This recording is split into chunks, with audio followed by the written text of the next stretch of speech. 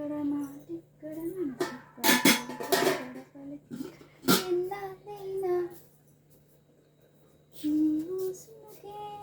నాశనుగా అనుకుంటే కలగంటి నేనేగా దూరాన ఉన్నా నా తోడు నీదే నీ దగ్గరున్నా నీ నీడ నాదే నాదన్నదంతా నీదే నీదే.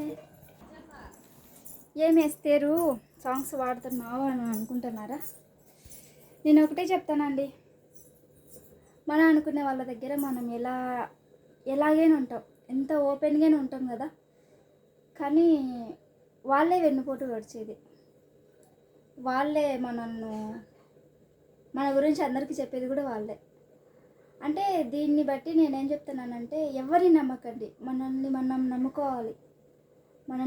మనం నమ్ముకొని ఏదైనా సరే మన హ్యాపీ మన ఆలోచనలు అది ఏదైనా సరే మనం హ్యాపీగా ఉండాల. మన మాటలు ఎవరు చెప్పకూడదు.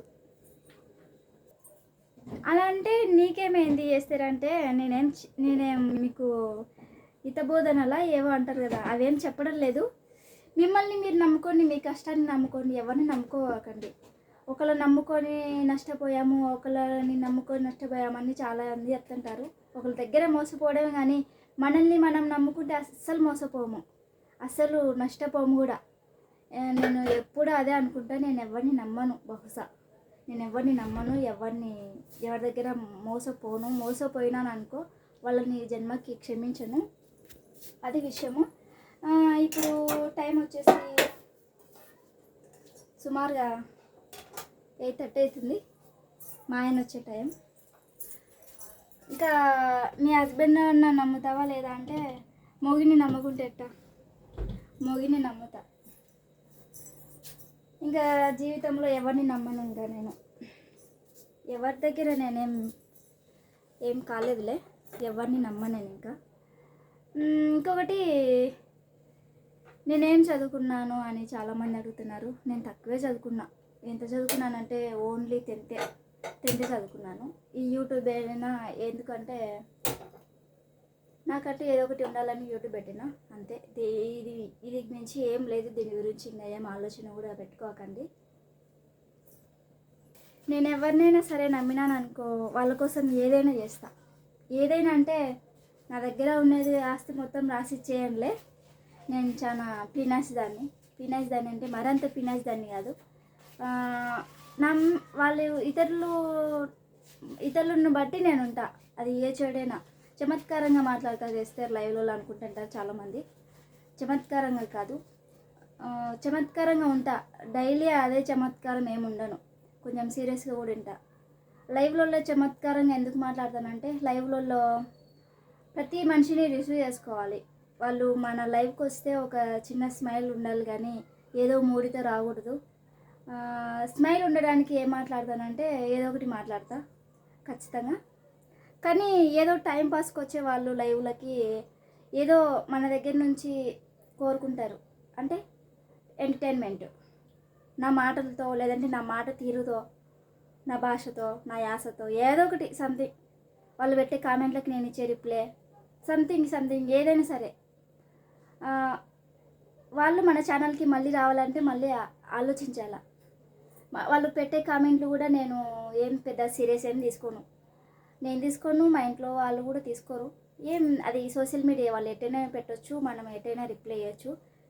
ప్రతి వాళ్ళకి నేను వాళ్ళు ఇచ్చే కామెంట్ని బట్టి నేను రిప్లై ఇస్తాను.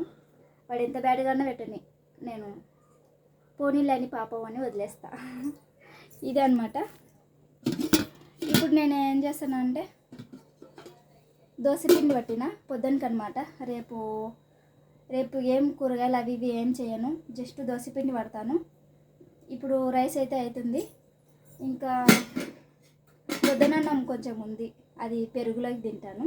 ఇది వచ్చేసి కొంచెం వేడివేడిగా మామిడికాయ కారం అంటే మళ్ళీ మొన్న చూపిస్తుంటా కదా లైవ్లలో, పక్కింటోళ్ళది మామిడికాయ చెట్టు అని, వాళ్ళది ఇది కొట్టేసిన చట్నీ వేసుకున్నా. నేను చక్క చట్నీతో తింటేస్తా. ఇంకే ఏం లేదు. ఇంకా మా హస్బెండ్ వచ్చే టైం అయింది. నా కోసం ఒక చాక్లెట్ తీసుకురమ్మన్నా, తీసుకొస్తాడో లేదో. ఇదే మా చిన్ని ఆశలు, మా చిన్ని కోరికలు. యూట్యూబ్లో ఏదైనా చిన్న ఆదాయం సాధించాలనుకొని మనస్ఫూర్తిగా దీవించండి. ఇంకేమేమి ఉన్నాయి, ఇదే ఈ టుడే ఈవినింగ్ బ్లాగ్ అనుకోండి. చిన్ని blog, short blog, mini blog.